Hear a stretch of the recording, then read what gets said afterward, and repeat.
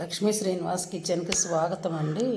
ఈరోజు మనం గోంగూర అండి మనం ఈరోజు గోంగూర పచ్చడి చేసుకోబోతున్నాం. ఈ గోంగూరని చక్కగా ఆకాకు ఏరుకొని చక్కగా ఇవి 2 నిమిషాలు మనకు ఉప్పు నీళ్ళలో వేసి శుభ్రంగా 2 నిమిషాలు ఉంచి చక్కగా 5-6 సార్లు నీటితో శుభ్రంగా కడుక్కోవాలండి. అలా కడిగిన గోంగూర, ఈ గోంగూరను ఇప్పుడు మనం చక్కగా ఒక పల్చని ఇలాగ క్లాత్ వేసుకొని ఈ క్లాత్ మీద మనం ఈ గోంగూరని కొంచెం ఒక అరగంట సేపు ఒక అరగంట సేపు మనం ఆరబెడదామండి. తడి లేకుండా ఆరబెడదాం. ఇలా ఆరబెట్టడం వలన మనకి గోంగూర పచ్చడి నిల్వ ఇంకొక 4 రోజులు ఎక్కువ ఉంటుందన్నమాట, తడి లేకుండా. రండి ఎలా చేసుకుందామో చూద్దాం. చూసారా, చక్కగా గోంగూర ఆరబెట్టుకున్నాం కదా, ఒక అరగంటలో ఆరిపోయిందండి. ఫ్యాన్ కింద పెట్టాను, చక్కగా ఆరిపోయింది. ఇప్పుడు ఈ ఆరిపోయిన గోంగూరని మనం ఇట్లాగా కత్తిరితో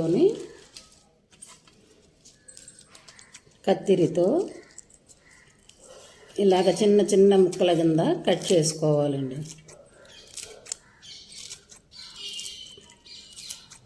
చిన్న చిన్న ముక్కలుగా కట్ చేసుకోవాలి. ఇలాగ గోంగూరని చిన్న చిన్న ముక్కలుగా కట్ చేసుకుంటే మనకి నూనెలో చక్కగా మగ్గిపోతుంది అన్నమాట. ఇదిగా చూసారా,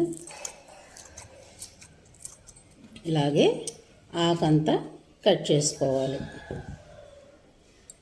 అనండి, మనం పొయ్యి మీద పాను పెట్టుకొని ఆయిల్ వేసుకుందాం. ఆయిల్ వేసుకొని కొద్దిగా ఆయిల్ వేడెక్కింది. ఇవిగానండి ఎండుమిరపకాయలు, ఇవి వేయించుకుందాం. మెంతులు, జీలకర్ర, ఆవాలు, ఎండుమిర్చి. నూనె కాగింది.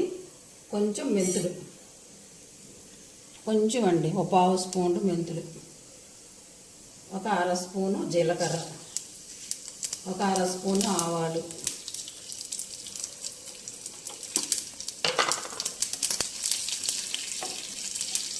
ఈ చిట్టపట్టమన్నాక ఎండుమిర్చి మధ్యలోకి మనం గిల్లుకున్నాం అనుకోండి, ఆ మిరపకాయ గింజలు కూడా చక్కగా మనకి వేగిపోతాయి అన్నమాట.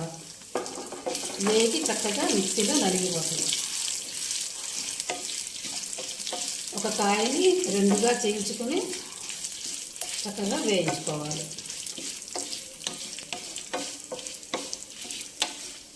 మరి నల్లగా మాడకుండా చక్కగా ఎర్రగా దోరగా వేయించుకోవాలన్నమాట. ఇది మంచి సువాసన వచ్చేలాగా వేయించుకోవాలి.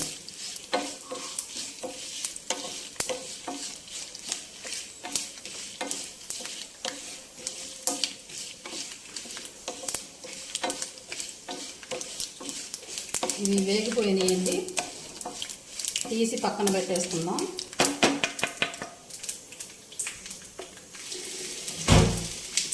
ఇప్పుడు గోంగూర వేయించుకుందాం.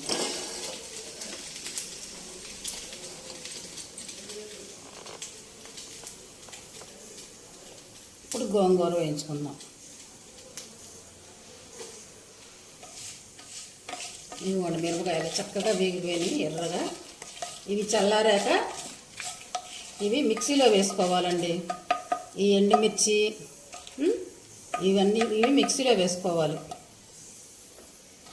మిక్సీలో వేసేటప్పుడే కొంచెం 4 వెల్లుల్లి రెమ్మలు కూడా వేసి ఉప్పు, వెల్లుల్లిపాయలు, ఆ ఎండుమిర్చి వేయించినవి చూసారా, అవి మిక్సీలో వేసుకోవాలి మనం. అవి ఇప్పుడు మళ్ళీ కొంచెం ఆయిల్ వేసుకొని, కొద్దిగా ఆయిల్ వేసుకొని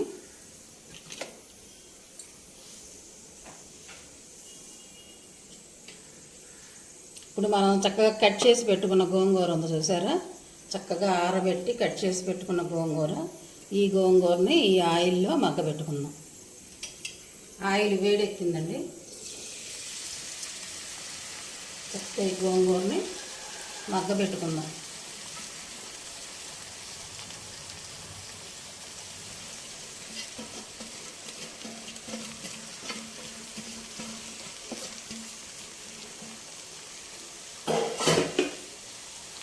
శాకాంబరి దేవి ప్రసాదం అండి ఇది. ఆంధ్రమాత గోంగూర పచ్చడి.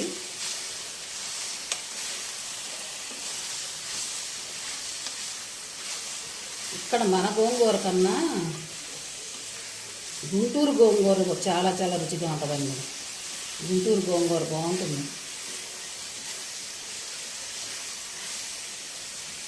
గుంటూరు గోంగూర, గుంటూరు పచ్చిమిర్చి, ఎండుమిర్చి, ఆ టేస్టే వేరండి. నేను మా ఆడపడుచుని గుంటూరే ఇచ్చామండి. మా ఆడపడుచు పెళ్ళిలో మగ పెళ్లి వారి ఇంట్లో తిన్నానండి నేను. ఆ గోంగూర పులుసు నేను ఈ రోజుకి మర్చిపోలేనండి. బా ఏముందండి ఆ గోంగూర పులుసు పెళ్ళిలో వేశారు. గోంగూర గుంటూరుది ఇంత టేస్ట్ ఉంటుందా అని నాకు అప్పుడే తెలిసిందండి. ఆ రోజునే చాలా చాలా టేస్ట్గా ఉంది ఆ రోజు తిన్న గోంగూర పులుసు దగ్గర 35 సంవత్సరాలు అయిపోయింది నేను. అది ఇప్పటికే నేను మర్చిపోలేను. అంత రుచి ఉంటుంది గోంగూర గుంటూరుదైతే. ఈసారి గుంటూరు వెళ్ళినప్పుడు గోంగూర, పచ్చిమిరపకాయలు, ఎండుమిరపకాయలు తెచ్చుకోవాలండి. ఎప్పటికప్పుడు అనుకుంటూ ఉంటాం, ఏదో హడావుల్లో వచ్చేస్తూ ఉంటాం.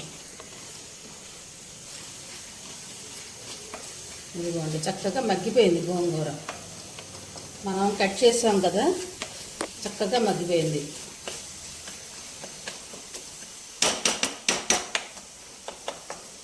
ఇప్పుడు మగ్గిన గోంగూరని ఆ మిక్సీలో వేసిన అటువంటి కారాన్ని మీకు మళ్ళీ చూపిస్తా.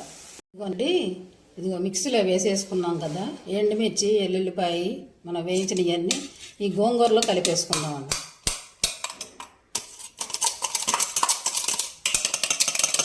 ఇప్పుడు ఈ గోంగూర మనం మిక్సీలో వేసుకోవాల్సిన అవసరం లేదండి. ఎందుకంటే మనం చక్కగా సన్నగా కట్ చేసేసుకున్నాం కదా, కట్ చేసుకున్నాం కనుక ఇది ఇంకా మిక్సీలో అవసరం లేదు. మెత్తగానే వస్తుందండి. చక్కగా నూనెలో మగ్గి పెట్టేసుకుంటే చాలు. ఈ మిక్సీ వేసుకున్న పొడిని చక్కగా ఉప్పు అన్నీ వేసుకున్నాం కదా, చూసారా గోంగూర పచ్చడి అయిపోయింది. ఇంతేనండి గోంగూర పచ్చడి.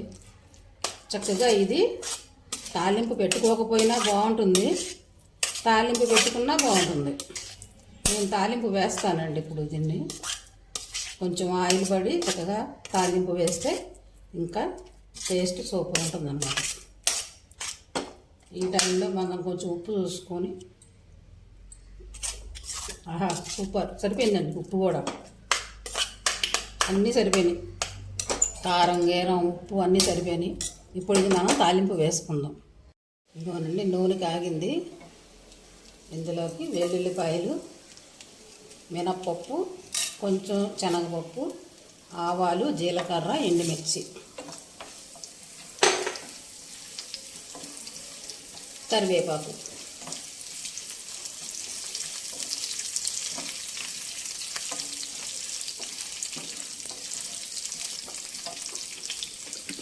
కొంచెం ఇంగువ వేసుకున్నాము, ఒక చిటికెడు ఇంగువ.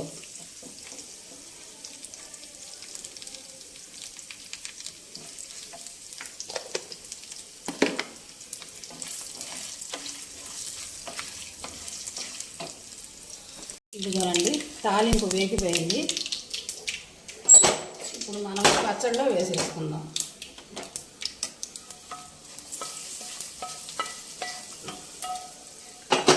ఇదిగో చూసారా పచ్చళ్ళు.